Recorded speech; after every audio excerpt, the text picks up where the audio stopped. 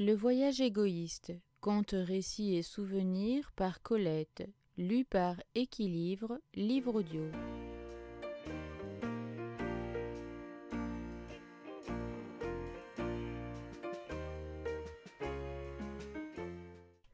Répit. On t'a dit qu'en ton absence je vivais seule, farouche et fidèle, avec un air d'impatience et d'attente. Ne le crois pas, je ne suis ni seule ni fidèle, ce n'est pas toi que j'attends. Ne t'irrite pas, lis cette lettre jusqu'au bout. J'aime te braver quand tu es loin, quand tu ne peux rien contre moi, que serrer tes poings et briser un vase. J'aime te braver sans péril, et te voir à travers la distance tout petit, courroucé et inoffensif. Tu es le dogue, et moi le chat en haut de l'arbre. Je ne t'attends pas. On t'a dit que j'ouvrais hâtivement ma fenêtre dès le lever du soleil, comme au jour où tu marchais dans l'allée, chassant devant moi jusqu'à mon balcon ton ombre longue. On t'a menti. Si j'ai quitté mon lit pâle, un peu égaré de sommeil, ce n'est pas que l'écho de ton pas m'appela. Qu'elle est belle, l'allée blonde et vide. Nulle branche morte, nul fétu n'arrête mon regard qui s'y élance, et la barre bleue de ton ombre ne chemine plus sur le sable pur. Qu'ont seules gaufré les petites serres des oiseaux. J'attendais seulement cette heure-là, la première du jour, la mienne, celle que je ne partage avec personne, et je t'y laisserai mordre juste le temps de t'accueillir, de te reprendre la fraîcheur, la rosée de ta course à travers les champs, et de refermer sur nous mes persiennes. Maintenant, l'aube est à moi seule, et seule je la savoure, rose emperlée, comme un fruit intact qu'ont dédaigné les hommes. C'est pour elle que je quitte mon sommeil, et mon rêve qui parfois t'appartient. Tu vois, éveillé à peine, je te quitte, et pour te trahir. T'a-t-on redit aussi que je descendais pieds nus vers midi jusqu'à la mer? On m'a épié, n'est-ce pas? On t'a vanté ma solitude hostile, et la muette promenade sans but de mes pas sur la plage. On a plaint mon visage penché, puis soudain guetteur, tendu vers quoi? Vers qui? Oh, si tu avais pu entendre, je viens de rire comme jamais tu ne m'entends rire. C'est qu'il n'y a plus sur la place, lissée par la vague, la moindre trace de tes jeux, de tes bonds, de ta jeune violence.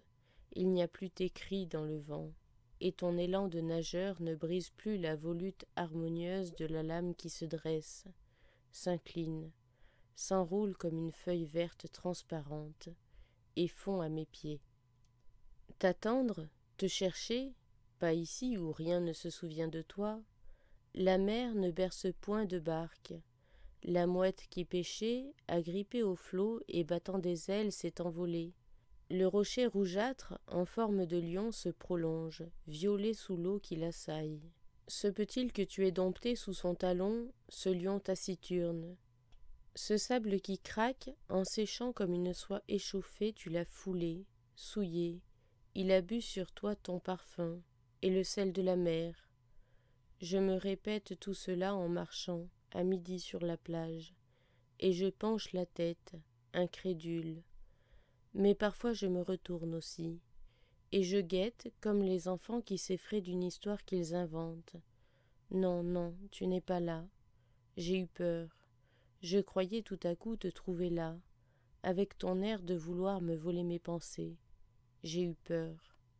Il n'y a rien, rien que la plage lisse qui grésille comme sous une flamme invisible, rien que les équilles de nacre qui percent le sable, sautent, repiquent du nez, ressortent, et cousent la grève de 1000 lacets étincelants et rompus. Il n'est que midi. Je n'ai pas fini de t'offenser, absent. Je cours vers la salle sombre où le jour bleu se mire dans la table cirée, dans l'armoire à panse brune, sa fraîcheur sent la cave et le fruitier, à cause du cidre qui mousse dans la cruche et d'une poignée de fraises au creux d'une feuille de chou. Un seul couvert, l'autre côté de la table en face de moi, luit comme une flaque. je n'y jetterai pas la rose, tu sais, que tu trouvais chaque matin, tiède dans ton assiette. Je l'épingle à mon corsage, très haut près de l'épaule, et je n'ai qu'à tourner un peu la tête pour m'y caresser les lèvres. Comme la fenêtre est large, tu me l'as masquée à demi, et je n'avais jamais vu, jusqu'à présent, l'envers mauve, presque blanc des fleurs de clématite pendantes. Je chantonne, tout doucement pour moi seule. La plus grosse fraise, la plus noire cerise, ce n'est pas dans ta bouche, mais dans la mienne qu'elles fondent, délicieuses. Tu les convoitais si fort que je te les offrais, non par tendresse, mais par une sorte de pudeur civilisée.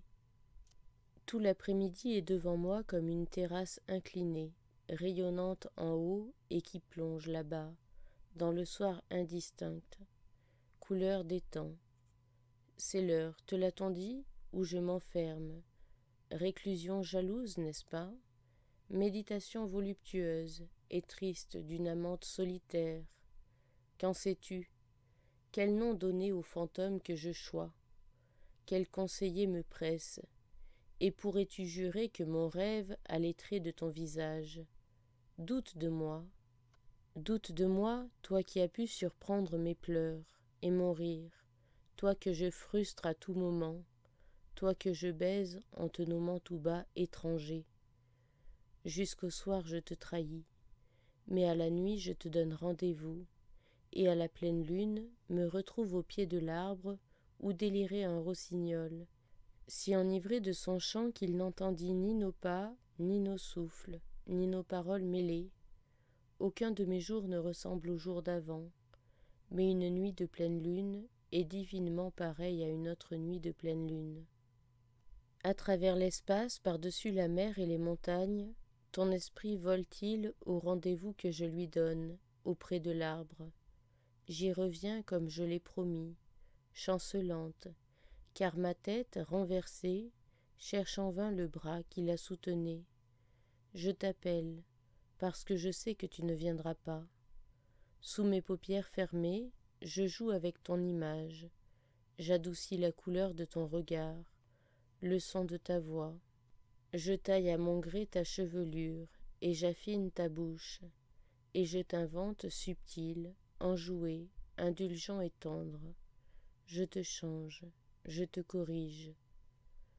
Je te change peu à peu, et tout entier, et jusqu'au nom que tu portes.